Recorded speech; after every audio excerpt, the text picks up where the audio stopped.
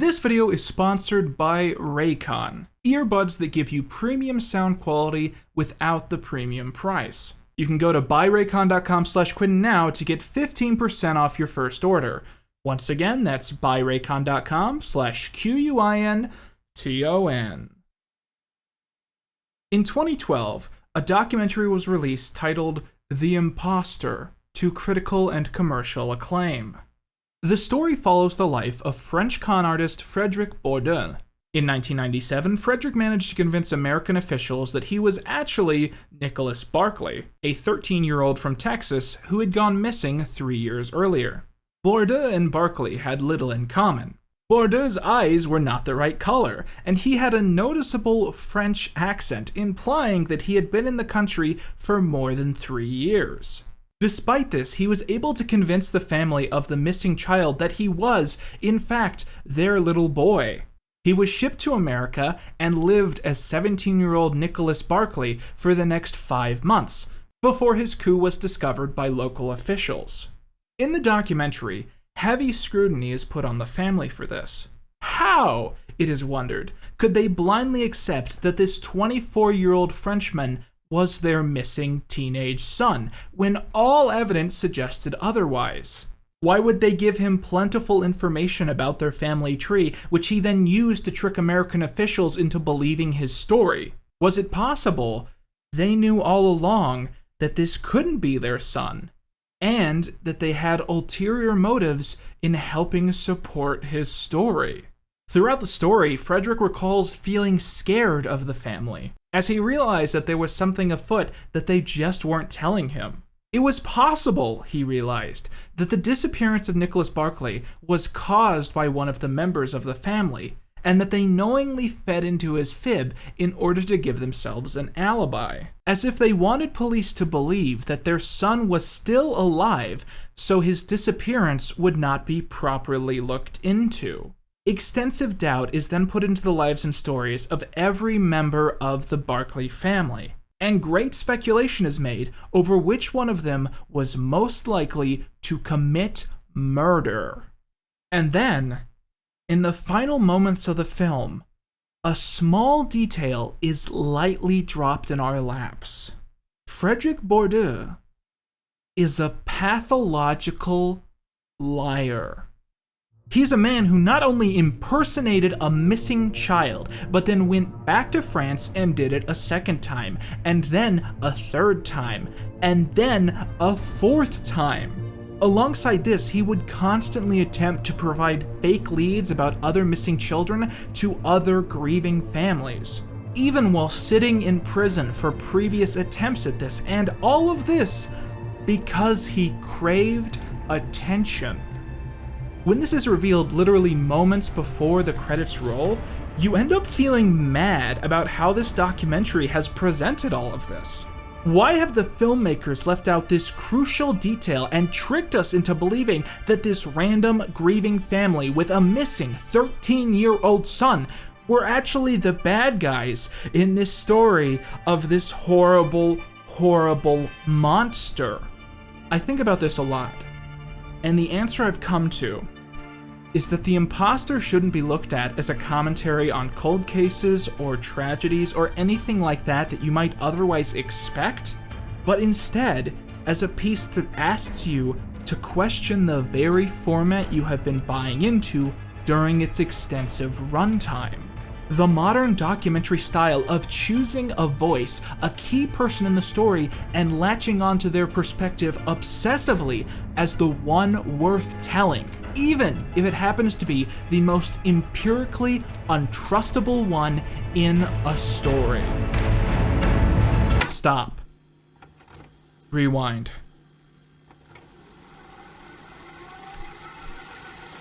I want to talk about unsolved mysteries. I've wanted to talk about this show for a very long time, and that's the case for a lot of reasons. Unsolved mysteries influence the future of television and general informational media in a way that's almost impossible to measure. Pretty much any true crime documentary show that you can watch today Forensic Files, The First 48, Sex and Murder, Forensic Files 2, Forensic Files 3D. They all have unsolved mysteries to thank for the basic genealogy of their content. Now, there are two ways to look at unsolved mysteries, both equally valid but slightly mutually exclusive. Here's take one. Unsolved Mysteries was an attempt by NBC to use the massive power and influence of television to solve crimes and cold cases around the country.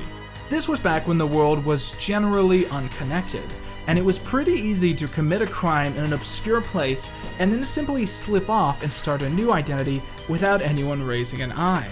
Unsolved Mysteries thus took these cases and elevated them to worldwide recognition. Tuning in for the show became a common occurrence for people of all ages, as audiences became obsessed with the idea that they could help solve a mystery.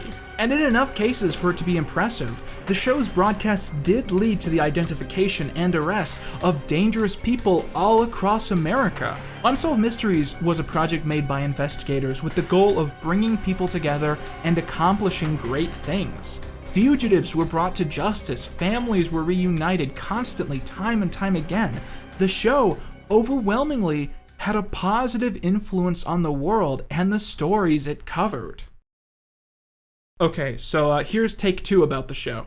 Unsolved Mysteries was middle-class fear-baiting designed to boost ratings. The coverage given to any specific segment was not bound by if the story was good journalism or if it was even true, but instead by how flashy it could seem when presented within the given format. Here's a theoretical question for you. Let's say you're a director, and you arrive at a location of a supposed story for the show. However, when you look into it, you quickly deduce that everything you've been told up to this point is bunk. Either the story is a massive hoax, or it's been overwhelmingly solved ages ago and people just don't find the answer satisfying. Well, if that's the case, you're shit out of luck, because you work for a show called Unsolved Mysteries. You have an ultimate duty to present the story in a way that makes it seem like there is something of interest in the case. And the way that the show ultimately accomplishes this is by structuring itself off of testimony, and then choosing to never question what is said, and presumably to leave any contradictions on the editing room floor. Stories this show would report on were often so outlandish and improbable that even Robert Stack was known to jokingly roast the crew for the material that they handed over to him. Hi, excuse me. Oh, hi. How many of these chocolates have you eaten already? Oh, I had a whole bunch. Why? Really? A whole bunch. Because those are Dr. Watson's love potions. Love potions? What's that? Charlie was already halfway to paradise and probably could have left Dr. Watson's love drops on the mantle. But Charlie wasn't taking any chances. Oh, chocolate hearts. In between honest investigations and criminal mysteries, the show would insert stories with hauntings, the paranormal, UFOs, and of course, these could be the most hilarious and impossible to believe, but they would keep people watching. But even many of the other stories, which are considered to be more reputable, turn out to be heavily filled with misinformation when you actually look into them. It's amazing how many episodes of the show come to conclusions with such confidence, and yet those conclusions have been made by essentially no other reputable person ever. Did you know that Amelia Earhart was captured by the Japanese and executed? She definitely wasn't, but it's a fun thing to believe in. Robert Stack once described making the show as a compromise between making theater and doing a public service. And theater just happened to be more important in most cases. And this helps hammer home the first lesson we have to understand. Most documentaries are entertainment, not journalism. The reason this can become a problem is that there isn't exactly an industry standard for documentaries to cite their sources. And yet, they are traditionally treated as primary text by most people, and viewers are encouraged to not look into those topics on their own. Researching most of the cases which Unsolved once covered is close to impossible today, because everyone tends to just parrot the narrator's claims word for word, when it's entirely possible that some of those facts were exaggerated or made up on the spot. You know, a great example of this problem in action is the documentary Super Size Me. If you took a health class in the early 2010s like I did, you probably got forced to watch this thing at some point. Teachers loved it, and it's easy to understand why. The film was a disturbing and shocking voyage into how mistreating your own body can lead to terrifying results. As Morgan Spurlock forces himself to eat nothing but McDonald's every day for 30 days. But in the decade and a half since Super Size Me was released, it has become one of the most consistently doubted documentaries of all time, as almost every attempt to recreate its results have failed. In fact, many people who have imitated his stunt have actually lost significant weight. To put it briefly, it seems that Spurlock was purposefully overeating at the restaurant and trying to avoid exercise to make his results seem more sensational, as it's insisted in the documentary that he is eating more than 5,000 calories a day. The counter-documentary Fathead mocks this and points out how impossible it is to get anywhere near that with even the biggest 3-meal packages without breaking every rule in Spurlock's book. And it's funny to think about how meaningless that makes this documentary under this context. If you go to McDonald's and purposefully eat 5,000 calories worth of burgers every day, your health will decline. Whoa, no way, man, this is crazy. Our second lesson here is that most filmmakers have a gluttonous desire for people to watch their movies. The reason I've been thinking about all of this is because of the release of the recent Netflix hit Tiger King. Let's be real here. Tiger King is much like The Real Joe Exotic. It's an extremely watchable film series and a great guilty pleasure. Truly, it's one of the most entertaining things to come out amid this quarantine. But as someone who loves documentaries and loves the good that a documentary can do, I'm not sure I would ever say that it's a good documentary piece. Tiger King starts off as a lot of fun. You're seeing these crazy people doing all these cartoonish, backwater, eccentric things. Personally, they all ended up reminding me of a lot of people I went to school with, but didn't really know that well. And it's easy to see why people have latched on to Joe as the source of memes and deprecations. And when you meet his lifelong enemy, Carol Baskin, it's also obvious why so many people would decide that they hated her with a fiery passion. But as it goes on, this becomes a lot less funny, as you realize that these figureheads are all horrible, manipulative monsters, and that many of the people presented in the documentary suffer from mental illness and disease. The show is basically structured around presenting you a narrative, then adding doubt to that while selling another story, then repeating that process over and over again, forever.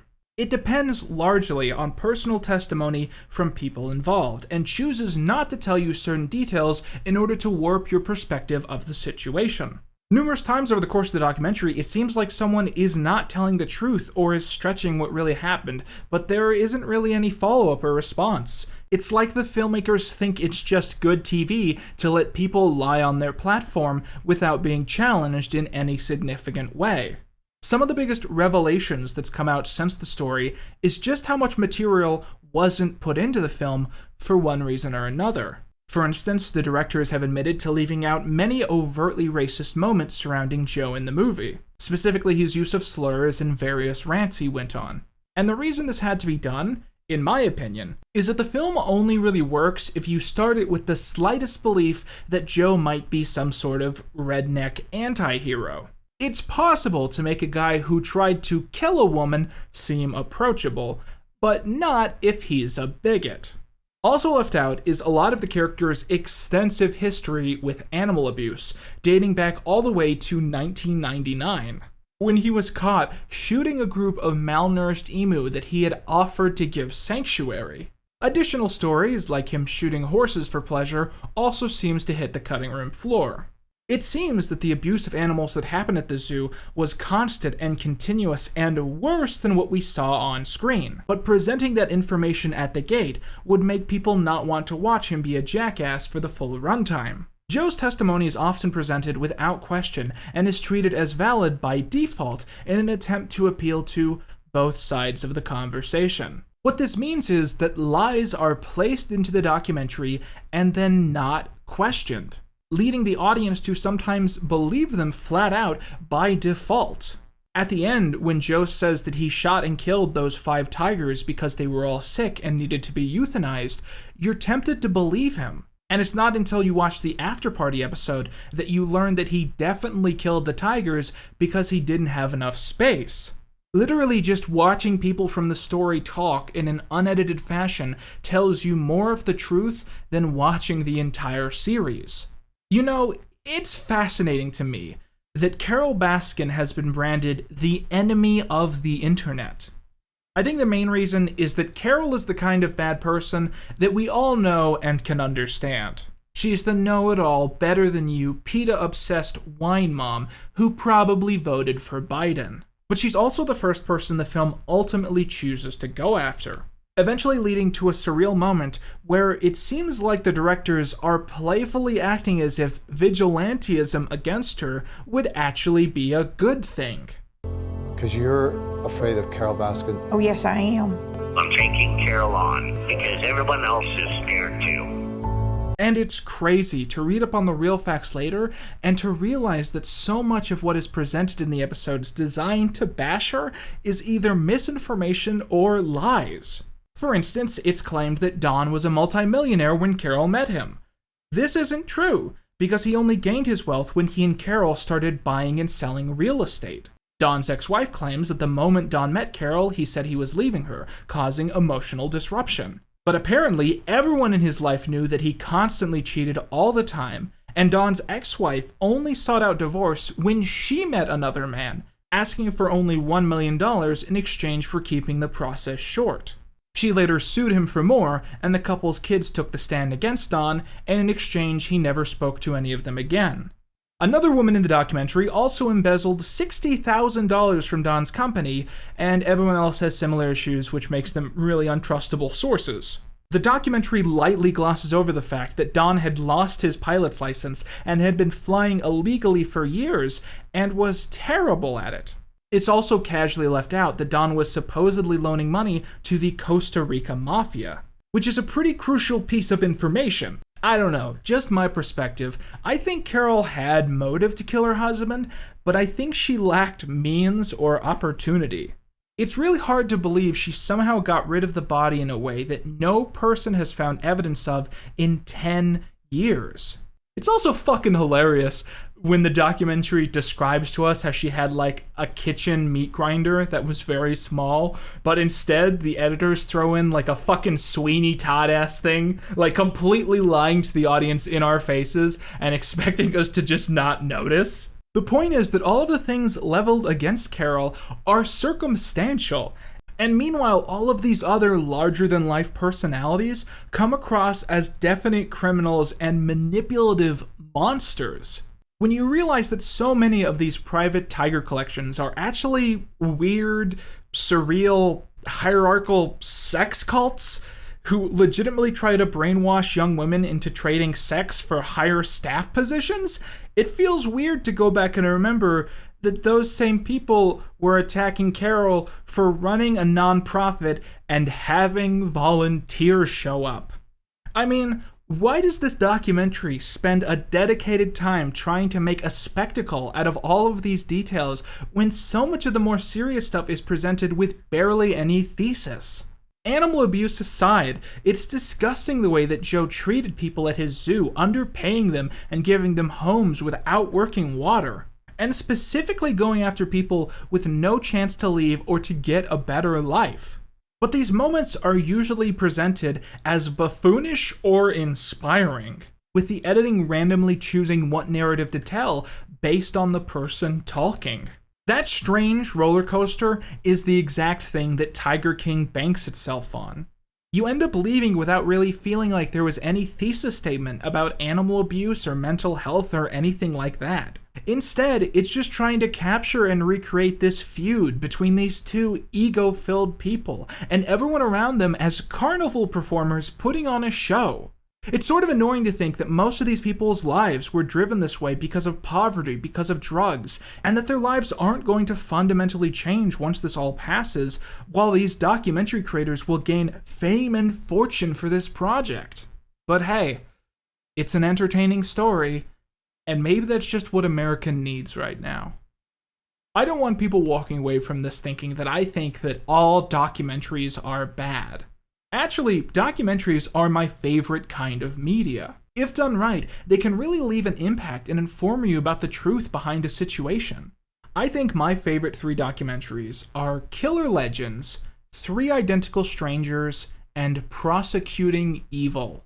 Killer Legends is an investigation into American myth, and when those myths can actually be rooted in an unseen truth. Prosecuting Evil is about one of the leading men behind the Nuremberg trials, and his ongoing fight to punish crimes against humanity. And 3 Identical Strangers is about something so insane that I think you should just watch it with no context whatsoever. I'd really like it if you guys gave me some documentary recommendations in the comments section below, because they're my favorite kind of media, but it can be hard to find the good ones, you know? The point I'm trying to make is that it's important when viewing these projects to understand that in the modern age, documentaries have mainly evolved into being art, and art is fiction. But do you know what's never delivered with complicated motivations? YouTube sponsorships! People who know me and have known me for a while will tell you one definite thing about me. I'm a pacer. I pace through my house, I pace in other people's houses, I pace outside, I pace in a quarantine. It's just what I do. Most of the videos you see on my channel were probably written in my head while I was pacing, and they just happened to get written down later. But the thing about pacing with normal earbuds is that everything wants to get caught on your cord. Doorknobs, countertops, chairs. I don't have any chairs. And it just messes with my mood to have to reset my tunes every couple minutes whenever this happens. And that's why I've switched to Raycon. No cords, no wires, no hassle. I've been using these everyday E25 earbuds every day, and I've been calling them everyday E25 earbuds all the time because that is an organic and natural thing to say. And let me just tell you, the everyday E25 earbuds are just as good as premium wireless earbuds, but cost nearly half as much. I've never really had to model my ears before. They're not good ears. I used to always get taunted in school because I got these tiny ass ears compared to my giant head.